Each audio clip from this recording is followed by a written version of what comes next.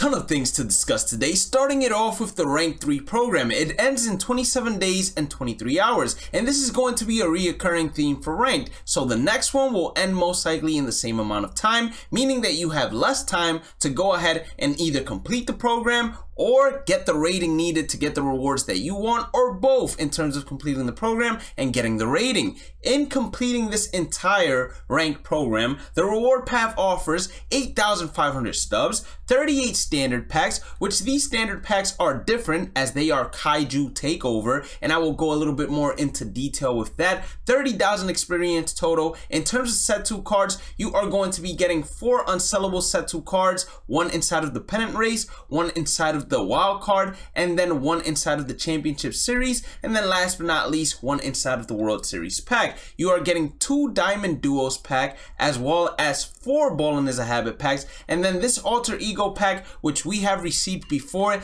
that is basically choose which one of the 3 is the one that you want. I would go with the most recent or whichever ones have the best cards. A quick side note, make sure you guys hit that like button, red subscribe button, notification bell, aiming for 30,000 subscribers before the end of June. They have enabled Twitch drops for all content creators on Twitch. What does that mean? You might not know. So for watching a content creator, every 30 to 60 minutes you are going to be getting free packs, and these free packs are going to be Twitch drops, Kaiju Takeover packs that are going to be similar to standard packs, but they are going to be for free just for watching a streamer. I have a Twitch channel in which we're going to be streaming at 9. The links to that and many other links are inside the description, so make sure you guys check it out. But the reason why you would want to check out my Twitch channel even now when I am currently not live is because if you type in my Twitch channel currently !drops, it will refer you to a YouTube video that I have that is the perfect reference to enabling Twitch drops on your Twitch channel. That way whenever you watch whoever you want to, you will be able to get these free packs and get yourself a chance of pulling a good diamond. Continuing on with the rank program, I'm a little disappointed in terms of the task. I thought that this would be a great opportunity for SDS to go ahead and add to the solo missions. For every ranked game that you win, you will get a +1 program point. This would help us out a ton when it comes to players that quit, so we don't get a full 9 innings out of the game. Of course, you do get innings credited to you up to the point where the player quits out, but it would just be a whole lot better in my opinion. We also go to the solo stat missions, in which they've made these missions a whole lot easier as well. I thought that the missions for the previous program were a little outrageous. 400 total bases, 100 extra base hits, then 100 strikeouts and 3 holds. That was probably the only one where I was like, okay, that is very doable as you could complete it in 1 game. The other ones, it would probably take you 10 to 20 to maybe even 30 games, especially if you are not a great player and you're playing on Hall of Fame difficulty or even getting close to that legend difficulty. When we look at the solo missions, the PXP missions are trash, and I believe that they will always be trash because they're trying to force you to play with 90 overalls, 94 overalls, or even 97 overalls when there are much better cards to use inside of the team affinity and free to obtain cards in general as well. The only good mission to complete will always be this repeatable 15,000 PXP mission, and co-op missions, they're the same. It's the same amount of things with the innings as the solo missions, and this is another great opportunity for them to insert that, oh, get a co-op win, get a +1 program point towards the ranked program. Another thing that they could do is similar to the solo PXP missions. I know that PXP does not count for co-op, but it would be amazing if it did, and they added co-op PXP missions as well with the default golds that start off in your bench. Another thing I have to say about this, and this is my true complaint about it, is I would prefer them to revert back to the first rank program we had, where it was still easy for casuals to obtain the World Series rewards, but keep it as it is right now, where they are still unsellable. That would be 100% fine, and I believe that casuals won't feel like ranked is the ultimate grind that they do not enjoy. Inside of your pennant race pack, you have 2 diamond choices. The first one being Barry Larkin, which looking at the attributes, is an unusable card that I would not recommend you pick. Justin Morneau is the other option, and he is a lot more usable. He's a first baseman slash DH basically, and he also has a great amount of quirks, but what makes him more usable is the fact that he has 117 clutch. Inside of the wildcard pack, we have 94 overall relief pitcher Nick Anderson, 94 hit per 9, 125 pitching clutch. Clearly the pitching clutch is the best attribute that he has, but if we look for quirks, he has none. And then if we look at his arsenal, it's a 4-seam, 12-6, and then a 2-seam. So he's basically a 2-pitch pitcher. It's either going to be a fastball or a curveball, and that's not going to survive on any difficulty. Option number 2 is going to be Jason Bay. He has 120 clutch, 100 contact versus left. He drops it versus righties whenever there are no runners in scoring position. And then in terms of defense, he's not great out there, but he will do if you are looking to make some sort of Red Sox team build in which Jason Bay would apply towards the captain boost. And he also has a great amount of quirks. Out of the championship series pack, we have Cookie Carlos Carrasco, 92 hit per 9, 93 pitching clutch. He throws a 4-seam, curveball, slider, circle change, sinker. I do not believe that he's going to be cracking your rotation, as there are a lot of better options that you can get from either Team Affinity or other programs that would be your 4th or 5th ace. Donnie Baseball, Don Mattingly. This would be the option I would go with here. Despite him being a first baseman, he also plays third base, left field, and right field. He has 91 fielding and 80 reaction, so at first base, that means diamond fielding animations with gold reaction animations. You put him at any secondary, it drops down to gold fielding animations and silver reaction animations, and that will do. He has 101 clutch, which is also ideal, and he also has a good amount of quirks. World Series pack starts off with Chef G. I don't know who calls Garrett Cole that. I've never heard anyone say that a day in my life, but hey, you know, they think he's a New York drill rapper nowadays. 116 hit per 9, 114 pitching clutch. He throws a fastball at 99 miles per hour velocity, but he doesn't have any outliers, so that's a negative already. He throws a 4-seam, slider, knuckle curve, circle change, cutter, so he has a good arsenal, but no outlier is going to hurt him, and it's not going to make him one of the best picks inside of this pack. Instead, we get ourselves Carlos Correa. Carlos Correa is a set 2 shortstop. The reason why I want to emphasize on him being a set 2 is because most of the shortstops that you are currently using are more than likely set 1 shortstops. So that means when July 7th hits and set 3 drops, you won't have those shortstops to use unless you wildcard slot them. So Carlos Correa, as of right now, unless you're going to go out and spend stubs and getting a shortstop or move Chipper Jones to short in order to put someone else at third base like Josh Donaldson, would be the ideal person to have at short. He has great contact, great power, 125 clutch. He has diamond fielding animations at a 93 at short and 90 reaction at short, which means diamond reaction animations,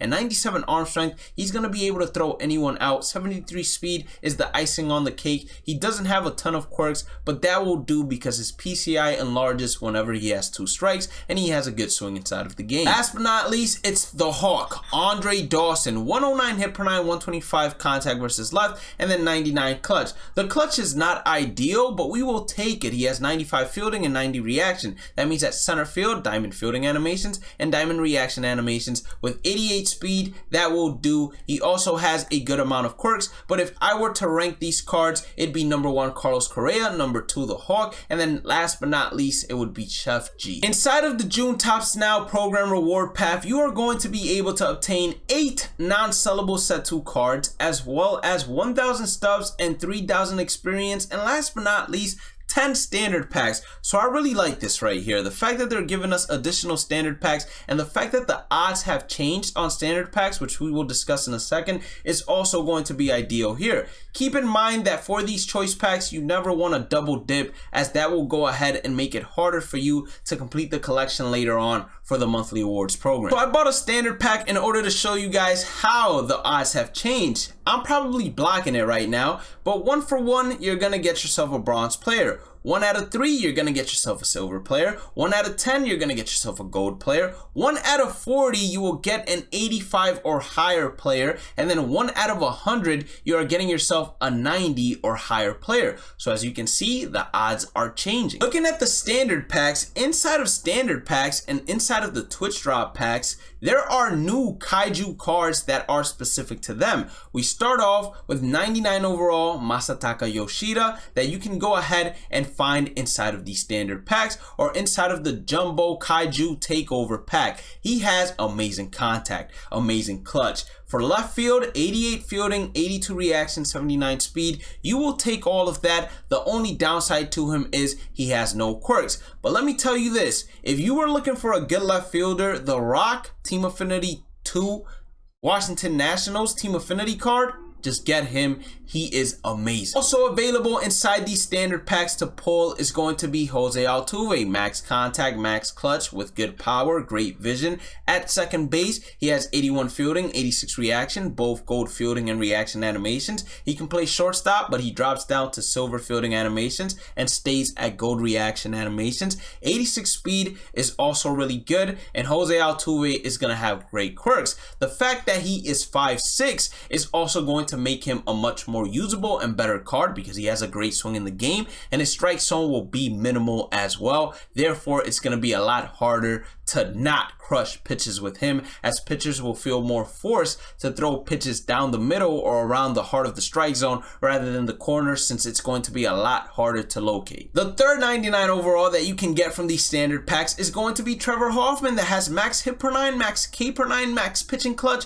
He throws that devastating circle change with a four seam, a cutter, a slider, and a curveball. Both the curveball and circle change are devastating. And if we look at the quirks, he doesn't have break outlier, but he doesn't need it because he's a closing pitcher. What they're telling you by doing this is, hey, you won't need that 92 overall Trevor Hoffman anymore because we got the 99 overall that's going to replace him. Out of the three cards that we have seen, this is probably going to be the one that sees the second most use. The first one is going to be Jose Altuve, and then the third one is going to be Masataka Yoshida. But wait, there's more. You can also get this 97 overall Jorge Polanco, 101 contact versus right, 117 versus left, 123 clutch, silver fielding and reaction animations at second base. When you put him at short, he still has silver fielding animations and silver reaction animations as well. 72 speed, and he has decent quirks in dead red and situational hitter. I would have preferred on phase, but you can't get everything that you asked for. If you do not get yourself Jose Altuve, this is going to be a great option to use at second base, as he has a goated swing, and with the clutch and the power, he's going to be hitting dingers. 97 overall Dalton Varsho. This is all I had to do. Take a quick glance at the card and say, hey, despite him being a great outfielder and having catcher as his secondary position, the hitting attributes, the clutch, they just don't add up, and he's not going to be a good card that I would say, hey, keep if you go ahead and pull him from the standard pack. No. Unless you're going to use him for the set 2 collection, get rid of him as soon as possible. Man Marquez is going to be another 97 overall, 93 hit per 9, 90 pitching clutch, throws a four seam, sinker, knuckle curve, slider, circle change, but he doesn't have any outlier when it comes to his fastball or his sinker. Therefore, he is not going to be as usable, and I believe that there are a ton of better cards that you can get from other programs and Team Affinity that will serve the 4 to 5 pitcher slot that he would. Yasmani Grandal is a switch hitting catcher, 91 clutch, not ideal. Contact numbers are okay, and then he has 73 arm strength with 10 speed. To be honest, no quirks on the card, just makes it a whole lot worse. The only good thing about him is he's a switch hitting catcher. But if you have Carlos Santana, I would highly advise using Carlos Santana over him. And if you got yourself the Will Smith from the May Monthly Awards program, I would use him over Yasmani too. 97 overall, Orlando Cepeda. Now, despite him having good clutch, good contact, good power, he is a first baseman, and there are going to be a ton of better options, including that new 98 overall Freddie Freeman inside of the May Monthly Awards pack. 90 overall Hank Aaron. So basically, if you don't go after the 99 overall Hank Aaron inside the set 2 collections, you can get this one instead in set 2, and this is basically not even your Walmart version. This is your 99-cent store version of Hank Aaron. Do not keep this card either. Eddie Matthews is soon going to be out of the rotation because his set 1 Battle Royale card will be extinct come July, and this card is not a great card either for Eddie Matthews. There are a ton of better options at third base, left field, and DH. Andrelton Simmons, the defensive shortstop, is going to get a card that has 102 clutch. That stands out. Out of all of the cards we have seen at a 90 overall, he probably is going to be the best one because he serves an important role with that diamond defense at shortstop and reaction as well. And you will always take someone that has 102 clutch, but he has no quirks, so skip on him as as well, or sell these cards instead of collecting them or keeping them. Eric Gagne, set 1 Eric Gagne, 99 overall is leaving, so they bring in set 2 Eric Gagne, 104 hit per 9, 97 pitching clutch. He's gonna have the same arsenal and he's not gonna have an outlier. He could be a decent budget bullpen arm, but not ideal with all the free 99 overalls we have gotten in set 2. Last but not least, yes, all of these cards are available inside of the standard packs. It's going to be Stan Musial, great contact, clutch at a 76, destroys him. The fact he plays center field with 70 fielding and 63 reaction destroys him, and 51 speed as well. At best, he's going to be your first baseman, but since there are a lot of better options, like I said previously, these cards you're going to want to sell. They're already selling for the quick sell value, so maybe you don't want to sell and you just want to collect towards the set 2 collections, or hold on to them until they are extinct and they do something like they did with the May monthly awards this month, where they made the set 1 cards be exchangeable. They might do the same thing with these cards. So these cards at quick sell value might be good investments to then sell later on in the future for maybe 15,000 stubs if you bought them at 8,000 as an example. Inside of Diamond Duos, we have Mike Lowell, or Lowell. I think it's Lowell. I'm not sure. I don't remember hearing his name a ton. I didn't watch Red Sox games like that. But he has 93 clutch. That's a little disheartening. He plays third base, first base, and second base. With all the cards we have gotten today, I don't think there's really room for him out there. And he doesn't have the best quirks in the world, but he has a good amount of quirks that will be able to help him. But with all the cards that we have gotten, at best what I see him doing is being a platoon hitter against lefties, or someone to come off your bench to hit against a left-handed pitcher. Dennis Eckersley, 125 hit per 9, 97 pitching clutch. The 97 pitching clutch is a slap in the face. Slider, sinker, four-seam curveball. No outlier, but the good thing about Dennis Eckersley is he has a very funky delivery that makes it hard for hitters to read him, and the fact that he throws that slider, sinker, and fastball all at relatively same speeds is also going to be very helpful. I think that he, out of the 2 Diamond Duos, is going to be the more usable one. Now it's time for the big boy. We got ourselves 99 overall Joe Mauer, and I said it, there is no way that they bring in a Joe Mauer card that is not absolutely juiced. It would make no sense. There is no way you can bring in 99 overall Mickey Mantle inside pack 3 and then not have someone that is able to at least compete with Mickey Mantle. Is this card better than Mickey Mantle? Absolutely not,